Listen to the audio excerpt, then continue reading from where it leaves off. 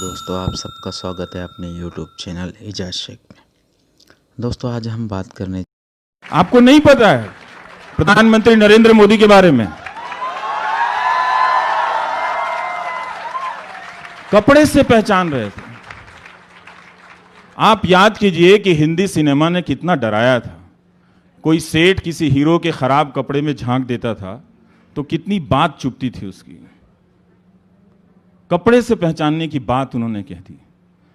इतने बड़े पद पर बैठा आदमी इतनी छोटी बात कहेगा, ये वही कह सकता था जिसके दिमाग में हर समय हिंदू मुस्लिम चल रहा होता है। वही ये हल्की बात कह सकता था। और ये कपड़े से पहचानने वाली बात जो है, उन्होंने एक समुदाय के लिए ही सिर्फ नहीं कही थी।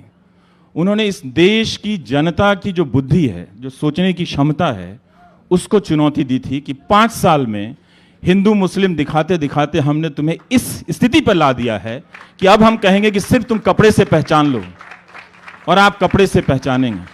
वो तो कहिए कि झारखंड के आदिवासी लोग सदियों से कपड़े से किसी को नहीं पहचानते थे। अपने देश का भूगोल भी नहीं मालूम था जहां के चुनाव में कह रहे थे वो।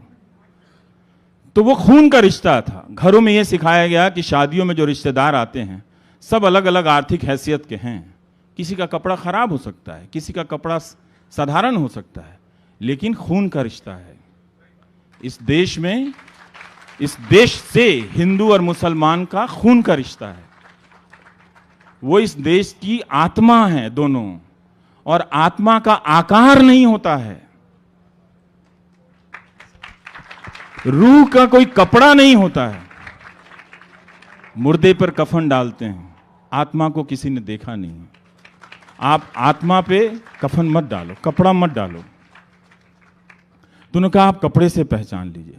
इसीलिए अगर हम सबको नागरिक बनाया होता तो वो क्या, कोई भी नहीं कह सकता।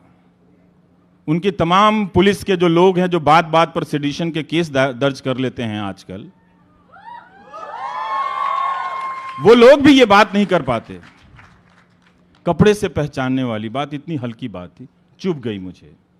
मैं यही सोचता रहा कि हिंदुस्तान की जनता, जिस गांधी ने कपड़े उतार दिए अपने, जो वो सूट पहनकर आए थे, अंग्रेज उन्हें कपड़े से ही तो पहचान रहे थे ना। तो गांधी ने कहा लो मैं सूट ही उतार देता हूं, कुछ नहीं पहनूंगा, लंगोट में चल देता हूं। पहचानो गांधी को कपड़े से, पहचानो। वो लाठियां लेकर हजारों लाखों लोगों के बीच में चलता हुआ आज भी चला आ रहा है। पहचानो उस महात्मा गांधी। मीडिया तो खत्म हो चुका है, तो गोदी मीडिया में बोलता ही हूँ, इसका क्या करना है। मतलब मैं हैरान हूँ कि लोग अभी भी अखबार खरीद रहे हैं और टीवी चैनल देख रहे हैं। अगर वो लोग सारा पैसा मुझे दे दे तो मैं लोगों में चैरिटी भी कर दूंगा।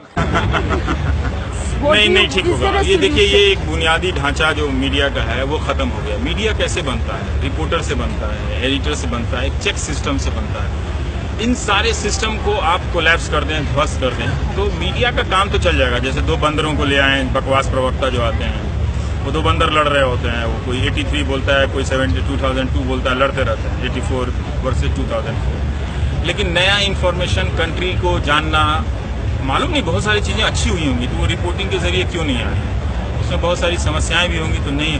अगर हम छोटी छोटी चीज़ों को रिपोर्ट करना, बोलना, अगर इतना तक डरने लगेंगे तो, या नहीं करेंगे, दोनों बात है। एक तो डर से नहीं कर रहे हैं, और दूसरा जो नहीं भी डर रहे हैं, क्या उनके यहाँ बुनियादी रिपोर्टिंग हो रही है? नहीं हो रही। और भी बहुत सारे मसले होते हैं, उस पर छोड़ के मणिशंकर अय्यर ने क्या किया उस पर डिबेट कर रहे हैं। अब ये लोगों को तय करना है कि क्या वो या ऐसा टेलीविजन देखते हैं, ऐसा टेलीविजन देखना चाहते हैं। मीडिया अब वैसा ही रहेगा मैम, उसको अब कोई नहीं बदल सकता, उसमें चेंज नहीं आएगा। वो आने वाले दिनों में खराब होगा। हमारे जैसे लोग ख़त्म कर दिए जाएंगे सिस्टम के तहत, आपको पता भी नहीं चलेगा।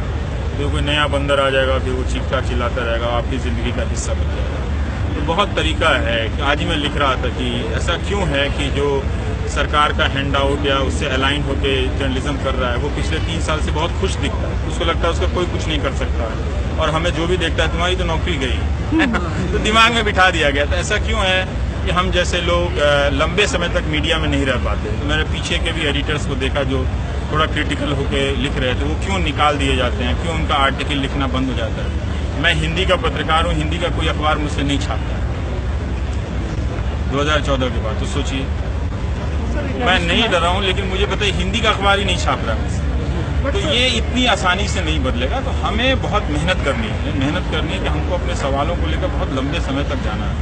इसको 2019, 14 ये इलेक्शन वो इलेक्शन अगर हम देखते रहेंगे ना, तो हम कहीं पहुंचने वाले नहीं हैं। हम वही सांप के मुंह में 99 पर जाएंगे और सांप काट लेगा, फिर से 0 पे आ जाएंगे।